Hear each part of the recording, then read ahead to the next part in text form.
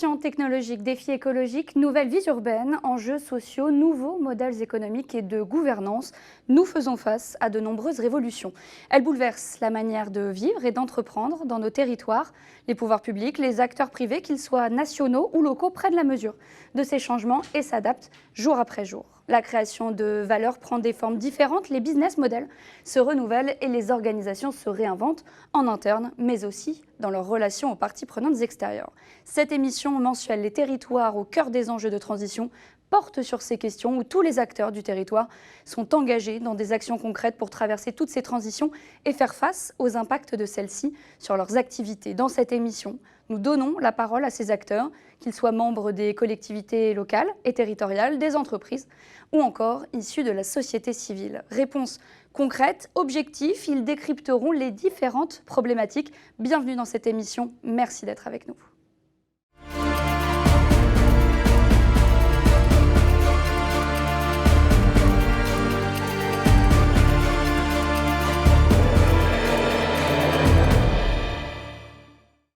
Notre première partie, les territoires vecteurs de transformation, de mutation, de transition et d'innovation. On en parle avec nos invités. Aujourd'hui, Hélène Pesquine, secrétaire permanente du PUCA au ministère de la Transition écologique et fondatrice de la plateforme PEPS. Bonjour. Bonjour. Merci d'être avec nous. Également présent sur ce plateau, Olivier Mousson, conseiller maître à la Cour des comptes et président de la Société d'encouragement pour l'industrie nationale. Bonjour. Bonjour, merci d'avoir accepté notre invitation. Justement, on va s'intéresser à ces enjeux de l'encouragement au développement d'une innovation française. Olivier Mousson, c'est un peu l'alliance entre la technique et la science finalement à laquelle nous avons recours. Exactement. Donc la société d'encouragement, on connaît un peu le sujet depuis 220 ans, puisque cette société, elle a été créée en 1801 par... alors ce qui est intéressant, elle a été créée par des politiques, par des entrepreneurs, par des scientifiques. C'est assez rare d'avoir au même endroit tous ces personnages qui ne se croisent pas toujours. Et donc il y avait dans les créateurs Lafayette, Bonaparte, Cambacérès, Lebrun, mais des financiers également, et puis Montgolfier, Chaptal, voilà. Donc, et c'était juste au moment où naissait la première révolution industrielle. Et on avait du retard sur les Anglais, il fallait absolument diffuser l'innovation. Donc c'est vrai que le nerf de la guerre, me semble-t-il, pour l'industrie, c'est l'innovation et les chefs d'entreprise. L'innovation, justement, Hélène Pesquine, et l'aménagement des territoires, évidemment, sont-ils les principaux maîtres mots, finalement, de votre action au sein du PUCA ? Alors, le PUCA, pour Plan, Urbanisme, Construction, Architecture, c'est un organisme de recherche rattaché au ministère en charge de l'aménagement, mais un peu particulier, puisqu'en fait, notre outil de recherche, c'est vraiment d'apprendre des territoires et d'apprendre des professionnels qui font la ville au quotidien. Et donc, on fait plutôt de ce qu'on appelle de la recherche embarquée ou de la recherche-action. On essaye de comprendre comment se jouent sur les territoires des questions particulières, et en particulier en ce moment, celle de la résilience, de l'adaptation au changement climatique, de la lutte contre les émissions de gaz à effet de serre et de l'extinction de la biodiversité, de tout ce qu'on entend dans ce grand vocable des transitions. Mais ce qu'on observe aussi quand on regarde depuis le terrain, comment ces injonctions atterrissent, c'est qu'elles atterrissent différemment, évidemment, selon les territoires et avec des effets socio-économiques particuliers et singuliers. Et c'est de ça qu'on essaye de se nourrir pour notre animation finalement nationale, de ce questionnement de la place des territoires. Alors l'innovation depuis une dizaine d'années était un espèce de mantra des collectivités locales. Il fallait faire différemment, les démarches devaient être innovantes, les appels à projets devaient être innovants, il fallait mieux adosser des partenariats privés, par exemple, à la construction de la ville. On a beaucoup travaillé autour de ces modèles des réinventons. On a fait Réinventons Paris, Réinventons les grandes villes, en essayant de trouver les clés d'une meilleure coopération avec les acteurs privés, en pensant que finalement les entreprises et les acteurs économiques étaient plus à même de se lancer dans des processus d'innovation. Ce qu'on observe, en fait, c'est que on a parfois mal mesuré réellement la capacité enfin en tout cas, la dispersion que ça a pu créer par rapport au rôle même des acteurs publics. Nous, on constate que finalement, il y a besoin d'une administration publique des territoires aussi, qu'elle a besoin de réguler un certain nombre de ses partenaires privés.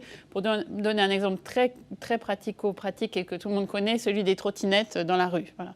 Chacun sait qu'on peut imaginer que cette idée des vélos en libre service et des trottinettes en libre service, c'est un service complémentaire, c'est une innovation utile pour les usagers de la ville.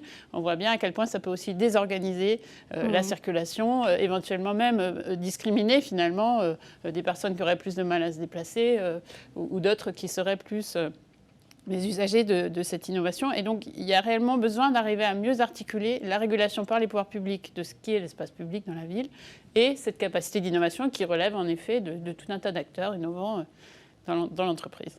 Et cette régulation, elle est forcément un petit peu difficile à mettre en place, surtout lorsque nous vivons une période d'innovation et de mutation même. J'oserais le dire avec cette crise sanitaire, les territoires, est-ce qu'ils sont forcément, Olivier Mousson, les lieux du renouveau à la fois sociétal, on parlait Hélène Pesquine, mais aussi d'innovation? Ce ne sont pas les seuls, mais je pense que si on a connu une phase de désindustrialisation, bon, ça tient au fait d'abord qu'on a imaginé un monde sans industrie, sans usine. On s'est planté. On a pensé que les services allaient remplacer l'industrie. Et également, quand on regarde un peu ce qui s'est passé dans les pays qui ne sont pas désindustrialisés, à savoir l'Allemagne ou l'Italie. L'Allemagne, elle est toujours à 23% de sa population active dans l'industrie. Là, on est descendu, nous, paraît-il, à 11, 12, 13%. L'Italie est encore à 17%. Donc, et ce qui fait la différence, c'est le lien avec les territoires. C'est l'implication des entreprises dans les territoires. C'est l'écosystème dans les territoires. Et ça, on ne l'a pas vu venir. C'est pas forcément... Alors, c'est vrai qu'on est jacobin, donc on a fait de la politique depuis Paris. Alors que la tradition italienne et allemande, c'est les Länder, c'est les districts industriels, c'est autre chose, c'est chaque territoire, chaque bassin d'emploi qui s'organise pour justement favoriser l'innovation. Et ça, on ne l'a pas fait, ou très peu, depuis 20 ou 30 ans. Mais la réindustrialisation, elle est au cœur du projet du gouvernement et de ce fameux plan de relance dont a parlé Bruno Le Maire, le ministre de l'économie. Oui, alors il y a de l'argent, il y a de l'argent en particulier pour le bâtiment. Hélène connaît bien le sujet. Je pense que ça ne suffira pas. Il faut de l'argent pour l'innovation, pour la recherche, et au niveau français et au niveau européen. Il faut une stratégie, à mon avis, industrielle qui n'existe pas. Et puis, ça doit être également faut emporter les Français sur le sujet. Moi, je suis persuadé qu'on parle beaucoup de relocalisation. Je veux dire que c'est un mythe, mais il y aura relocalisation, il y aura réindustrialisation si on donne envie, par exemple, aux Français d'acheter Made in France. Peut-être lier le Made in France pour leur dire qu'il y a une raison d'acheter Made in France en disant que c'est plus vert, que c'est mieux fabriqué. Quand j'étais au ministère il y a 20-30 ans, j'avais lancé une campagne vos emplettes sont vos emplois. Essayez de faire comprendre aux Français que s'ils achètent français Made in France, eh bien ils auront un emploi. Là, on pourra imaginer, et pareil dans le domaine de l'achat public, pareil dans les relations interentreprises, il faut se serrer les coudes. Il faut que ce soit collectivement une responsabilité d'acheter français. Hélène Pesquine, je vous laisse répondre à justement ce dont on parlait, sur ces fonds injectés par le gouvernement, ce fameux plan de relance. Est-ce que ces fonds-là, ils sont suffisants? Est-ce qu'ils sont amenés à bon escient en fonction des différents projets, en fonction des territoires dont vous l'avez dit, et ces territoires sont extrêmement disparates? Mais c'est une excellente question parce qu'en fait, on a de l'argent. En tout cas, ces derniers mois, compte tenu de la situation économique très, très préoccupante, il y a des fonds qui sont dédiés à la création d'emplois, on va dire, et à l'activité dans le pays, notamment sous ce mantra de la relocalisation. La difficulté, c'est que d'abord, il faut de la confiance entre l'État, les collectivités, les acteurs et les entreprises locales, voire les usagers directs, habitants et citoyens des territoires, pour que ces fonds trouvent leur place et donc que les projets projets se développent. Et donc cette notion de coopération et de confiance entre acteurs, elle n'est pas très très ancrée dans la culture française. On est plutôt dans la méfiance entre institutions d'un autre pays. Et donc il y a besoin de développer quand même cet esprit de coopération locale pour que ces fonds trouvent leur cible et qu'ils trouvent aussi leurs résultats, notamment en matière de création d'activités. Et puis je crois que parfois on caricature un peu cette idée de réindustrialisation et de relocalisation. C'est pas forcément complètement la démondialisation. C'est plutôt un nouveau rapport à ses ressources, en fait, à son environnement, à la fois des ressources matérielles, alimentaires, agricoles, mais également en biomatériaux, par exemple, pour la construction dont on parlait tout à l'heure, mais aussi des ressources en savoir-faire, une histoire industrielle, un patrimoine immobilier, une capacité foncière, notamment sur ce sujet de limiter l'étalement urbain, où il faut donc utiliser les emprises foncières pour refaire de la ville sur la ville. Ça veut dire aussi mobiliser des propriétaires fonciers. On voit bien à quel point tout ça demande une coopération entre des acteurs de nature différente pour que cet argent soit investi à bon escient et surtout de manière pérenne. Et la relocalisation, ça doit être cette meilleure transformation des ressources locales et de la capacité à les connaître, qui est un premier point. On travaille beaucoup avec les chercheurs sur cette notion de métabolisme territorial. Qu'est-ce que dans un territoire on fait rentrer et sortir pour qu'il fonctionne, et donc mieux connaître son environnement, à la fois l'espace vivant, les écosystèmes, mais aussi les matières finalement qui peuvent être mobilisées. Ça ne veut pas nécessairement dire que tout ce qu'on aura produit grâce à cette ressource sera pour le territoire. On peut aussi imaginer qu'on a un intérêt en France à ce que le vin de Cognac ou le Cantal d'Auvergne soit diffusé dans le monde entier. Donc je pense qu'il faut arriver à décorréler cette idée de relocalisation et ce qui a été un peu le traumatisme de la fermeture des frontières pendant la crise Covid, d'incapacité finalement à échanger avec les autres pays du monde. On ne va pas toujours rester dans cette difficulté de transport aérien notamment. Et donc il faut un peu trouver cet équilibre entre je transforme mieux mes ressources locales, ce qui crée de l'emploi, ce qui crée de l'innovation localement sur des process, mais ce n'est pas pour autant que je ne me présente pas au monde dans une économie mondialisée avec une capacité de production d'intérêt international. Alors tout ça, ce sont évidemment des chantiers qui vont prendre du temps, qui vont s'établir dans la durée. Olivier Mousson, pour parler de l'année prochaine, c'est une année un petit peu charnière qui est attendue 2021 après ce qu'on vient de vivre. Quels enjeux pour les territoires et quelles attentes avez-vous ? Moi, je pense que c'est le renouveau des corps intermédiaires, des chambres de commerce, des associations. Donc que les pouvoirs publics restent vraiment ancrés. Alors, les pouvoirs publics, ils sont un peu partis. Hein. Il y a quand même moins de public dans les territoires. Hein. Les régions ont pris ont remplacé un peu les pouvoirs publics. Il reste encore des préfets, bien sûr, mais c'est aux régions d'organiser ça. Mais c'est également aux chambres de commerce, aux chambres des métiers, à des associations comme celle que je représente. On lance, avec le soutien de Madame la Ministre, un cycle de conférences Renaissance industrielle dans les territoires. On ne reste pas place Saint-Germain-des-Prés à l'hôtel de l'industrie, on va aller dans les régions, essayer de fédérer à la fois les collectivités locales, à la fois les chefs d'entreprise, à la fois les associations, à la fois les écoles, à la fois les pôles de compétitivité, toutes ces personnes qui ne se parlent pas forcément ou pas suffisamment. Donc rassembler les acteurs pour un même projet.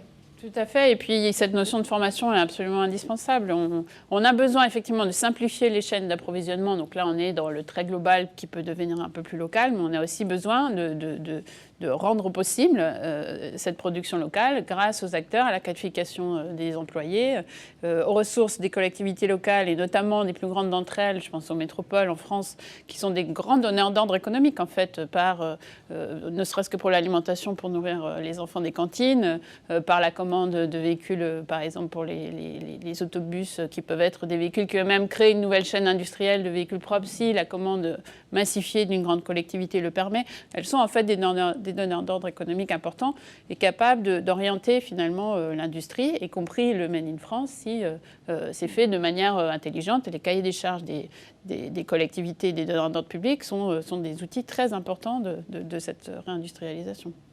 Merci beaucoup Hélène Pesquine, merci Olivier Mousson d'avoir été sur ce plateau avec nous pour cette première partie. Restez bien avec nous, on revient dans un instant pour notre deuxième partie consacrée à l'investissement durable et les enjeux sur les territoires. À tout de suite.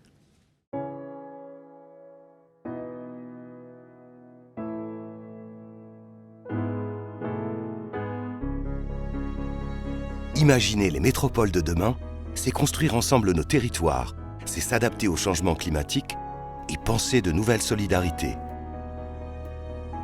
C'est aussi créer une ville sans pollution, mettre en place les conditions d'une écomobilité ou encore promouvoir des circuits courts et de l'innovation. Relever ces défis impose des coopérations entre ceux qui imaginent et font les territoires et ceux qui produisent la connaissance. Construire et animer cet espace de coopération est l'enjeu de la plateforme d'observation des projets et stratégies urbaines. POPSU est un espace où dialoguent et s'alimentent mutuellement les savoirs scientifiques et l'expertise opérationnelle. Ces programmes de recherche sont co-construits, copilotés et cofinancés à part égale entre les métropoles et l'État, à travers le plan urbanisme, construction, architecture. Ils se déroulent en 3 phases. Pour commencer, il faut faire émerger collectivement des problématiques dans les métropoles et les territoires, puis choisir des équipes de chercheurs dans chaque métropole étudiée. Ensuite, organiser la production de connaissances par la recherche et des séminaires entre élus, acteurs et chercheurs. Et enfin, par l'organisation de colloques de synthèse, restituer et valoriser les connaissances établies auprès des professionnels, des milieux académiques et du grand public par la publication d'ouvrages. 3 nouveaux programmes s'articuleront entre 2018 et 2020. Ils interrogeront la construction des projets métropolitains aux échelles locales, nationales et internationales. Ils analyseront la manière dont se fondent les liens et les dialogues de solidarité entre les territoires ruraux, les petites et moyennes villes et la métropole. De par ces recherches et ces plateformes locales, les programmes POPSU constituent des outils pour permettre aux acteurs de la ville d'agir. Ils contribuent ainsi à l'élaboration des politiques publiques ainsi que des stratégies urbaines et territoriales pour répondre avec les citoyens aux défis de la construction des métropoles d'aujourd'hui et de demain.